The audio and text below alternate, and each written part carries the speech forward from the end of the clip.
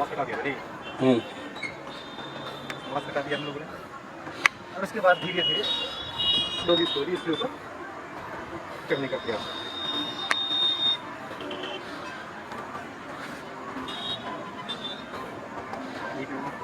एक बार ऊपर रखे कहीं, हाँ बस। आसानी से आप जहाँ चाह वहीं रहा, और आसानी से आप इसके ऊपर आगे चढ़ गए।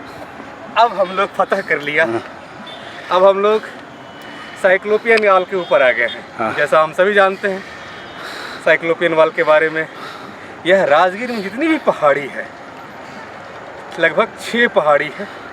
विपुलगिरी, व्यवहारगिरी, छठागिरी, रत्नागिरी, इस तरह के नाम करके सैलगिरी, 6 पहाड़ी इसके ऊपर दिखता है आपको। और 6 पहाड़ी की पिक के ऊपर उसकी चोटी से होते हुए गुजरता है यह हमारा साइक्लोपियन वाल। आपको लगता होगा कि इसको साइक्लोपियन वाल क्यों कहते हैं, क्या कारण रहा होगा इसको साइक्लोपियन वाल का, इसको बाउंड्री क्यों नहीं कहा गया। जैसे आम घरों में, विद्यालय में या किसी खेत खलिहान में हम लोग बाउंड्री करते हैं, नहीं, तो बाउंड्री करना और साइक्लोपियन वाल में दोनों में अंतर है।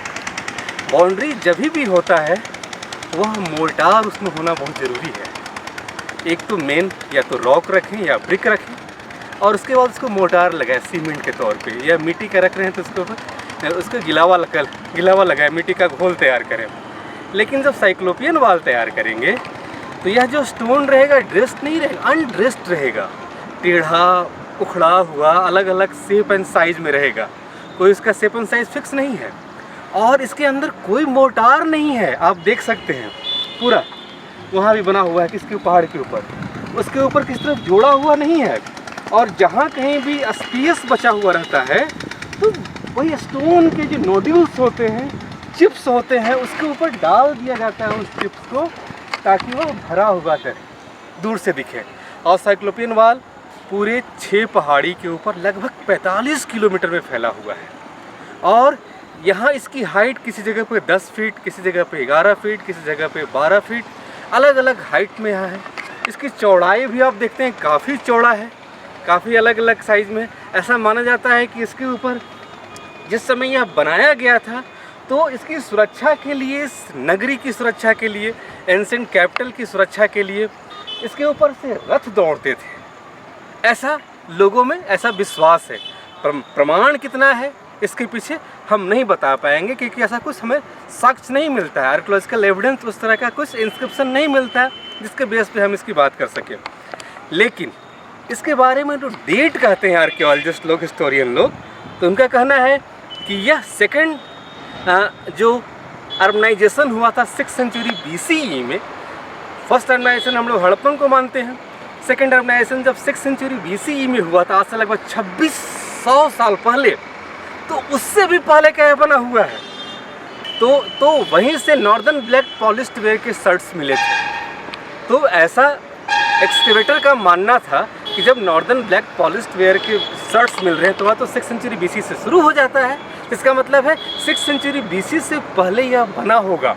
तो कुछ विद्वान अलग अलग जो हिस्टोरियन है, आर्कियोलॉजिस्ट है, इसको 800 BC कहते हैं, किसी को 900 BC कहते हैं, किसी को 1000 BC। मतलब इतना तो मान के चले कि आज से लगभग 2600 साल पहले का यह है। उतना तो कम से कम फिक्स ज़रूर है। अब कोई उसको 2800 कहेगा, कोई इसको 3000 कहेगा, लेकिन इतना मान के चलिए यह साइक्लोपियन वाल।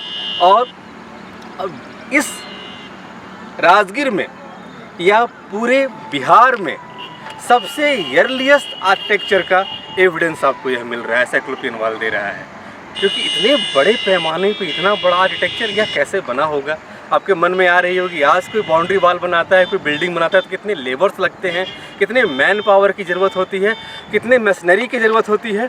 तो उस काल में इतने ऊंचे ऊंचे पहाड़ी के ऊपर इतने रबल लेके गया, स्टोन लेके गया, और कैसे इसको बनाया होगा, तो कितना पैसा लगा होगा, कितना ह्यूमन रिसोर्स लगा होगा उसके पीछे। तो ये अलग अलग किंवदंती है इसके ऊपर, हम इसके ऊपर बात करेंगे।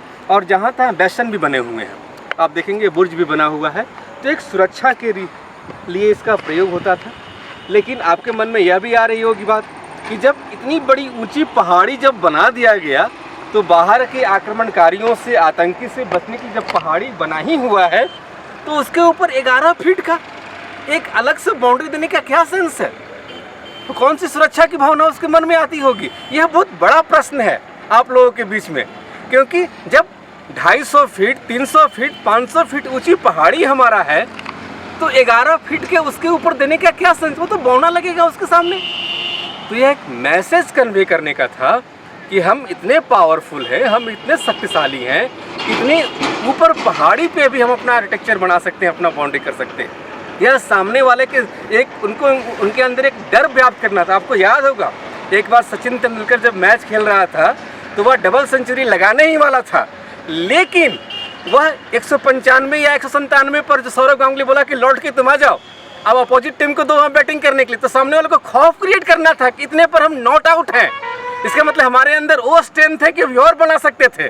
तो ये एक मैसेज करना, दुश्मनों को डराने का, दुश्मनों के बीच में साहस को उसको कम करने का, घटाने का। जैसे सिकंदर को लौटाया गया था, उसी तरह से कैसे जो आप देख रहे हैं झेलम नदी के तट पर मगध की विशाल सेना से सिकंदर डर गया था। उसके अंदर हिम्मत नहीं थी। इसी मगध की सेना के डर के कारण सिकंदर भारत में प्रवेश नहीं कर पाया वहाँ से। तो इतनी तूती बोलती थी मगध की। तो बहुत बहुत धन्यवाद। फिर अब साइट के ऊपर हम आपको लेके जाएंगे, वहाँ फिर उसके बारे में विस्तार से बताएंगे। थैंक यू आशीष वर्धन साहब, आपने बहुत अच्छे से कैमरामैन की भूमिका को निभाया, बहुत अच्छे से रिकॉर्ड किया। बहुत बहुत धन्यवाद आपको। नमस्कार आप सभी दर्शकों का।